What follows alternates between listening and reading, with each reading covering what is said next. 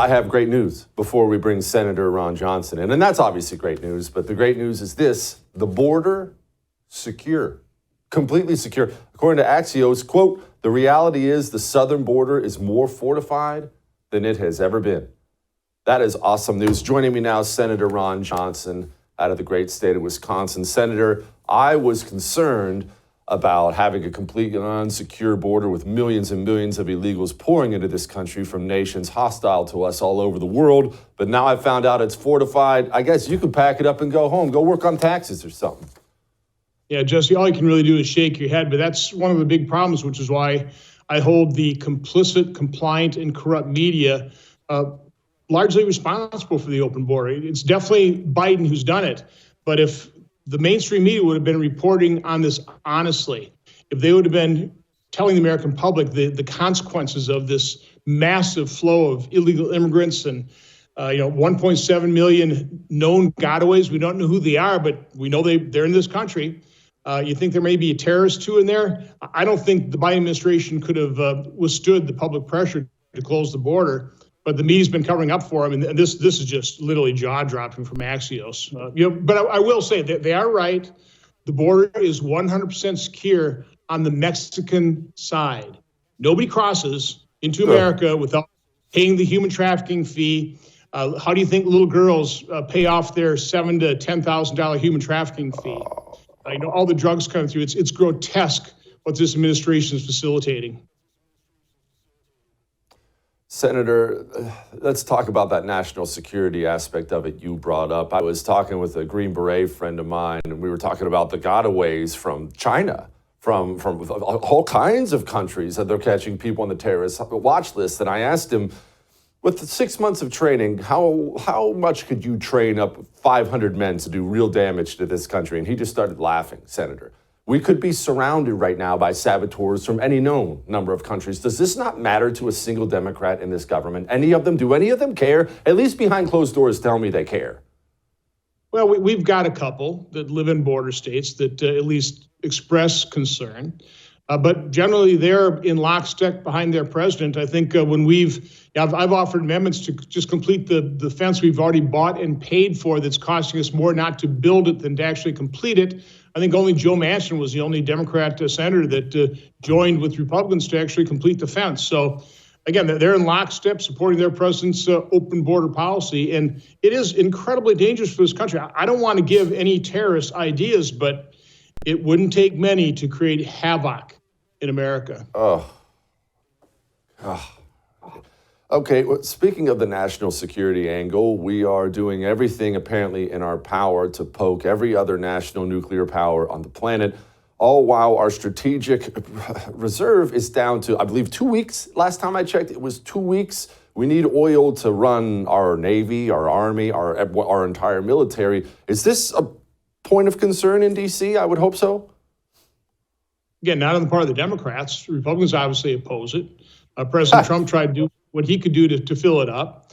And then President Biden just completely fritters that progress away while he reduces the number of leases off of federal land, tries to deny the oil and gas industry of capital to invest to drill more oil. Again, he's happy to release sanctions and buy Venezuelan oil, but boy, don't let American drillers and folks in the oil and gas industry, let them drill oil for American consumption. That's against their green energy policies. Senator, we're hearing about $100 billion, foreign aid package, of course, to Israel, Ukraine, all these other things. And regardless of what people feel about Ukraine, Israel, about Hamas, anything else, Senator, I always hear politicians on both sides talk like this as if there's money, when there's no money left. We borrow money every dime for all of this stuff. Do politicians in Washington believe that we have money? The entitlements take up every dime. We don't have any money. Well, once again, Democrats don't worry about that at all. I keep pointing out, somebody asked me, what's your definition of Bidenomics? So it's pretty simple. $1 that you held at the start of his administration is now worth about 85 cents. That's what printing all these dollars is doing. And we're continuing to do it. I mean, this year's deficit will be close to $2 trillion. We're spending about $2 trillion more than we spent just 4 years ago.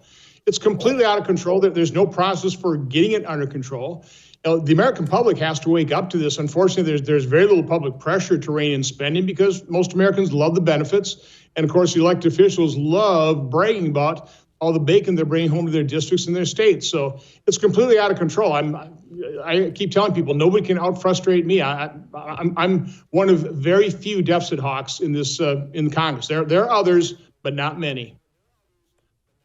I'm glad you're there. And you know what? You really spoke to it, Senator. I'm not asking you, certainly not as an elected official, to blast the populace at all, but we really do have a population that doesn't understand how critical this is and how bad it's going to be when we drive that car off the fiscal cliff. I think that's the problem, Senator. People don't understand the drastic change in their standard of living if we don't get this under control. Well, Jesse, they've never been taught that. I mean, our schools are indoctrinating our children with all critical race theory, gender identity politics, that type of thing. And of course, our mainstream media, again, is complicit and corrupt. They're advocates for the left. So there's no information getting to the vast majority of American publics about how dangerous our debt and deficit levels are and how that will literally destroy our country. One good place to start is, well, here's Leon Panetta asking if he has any regrets. And I'd be remiss if I didn't ask you about that letter you signed on to from former intelligence officials saying that the laptop and the emails had all the classic earmarks of a Russian information operation. You don't have any regrets about doing what you did? No, I don't have any regrets about not trusting the Russians. Senator, I saw that clip. I saw that clip. Unbelievable arrogance. I mean, so Leon Panetta has no problem lying bold-faced to the American public. Just as long as he got his guy elected, I'm sure he loves the open borders, the flood of illegal drugs, the embarrassing and dangerous surrender in Afghanistan that emboldened Putin, that's emboldening Iran, emboldening Hamas. I'm sure he loves 40-year high inflation. You know, the fact that your dollar is only worth 85 cents. The war on fossil fuels, I'm sure he loves all of this because he's one of the people that contributed to it. Senator, his involvement in this politicking and involvement of people like Michael Hayden, Christopher Wray, James Comey, I mean, take your pick. It's much more important and frankly much more frightening than some weird hippie on the college street corner waving a sign in the air. When we have Central Intelligence Agency officials, current and former, FBI agents, current and former, participating in the political process, always against the American right, that's nation-ending stuff. And I want to credit you because you're one of the few people in Congress who actually has been signing the alarms, shouting the alarm for this. Is the Republican Party finally waking up that they have enemies within the bureaucracy of this government? Well, the House is, led by Jim Jordan. God, I hope they elect him Speaker.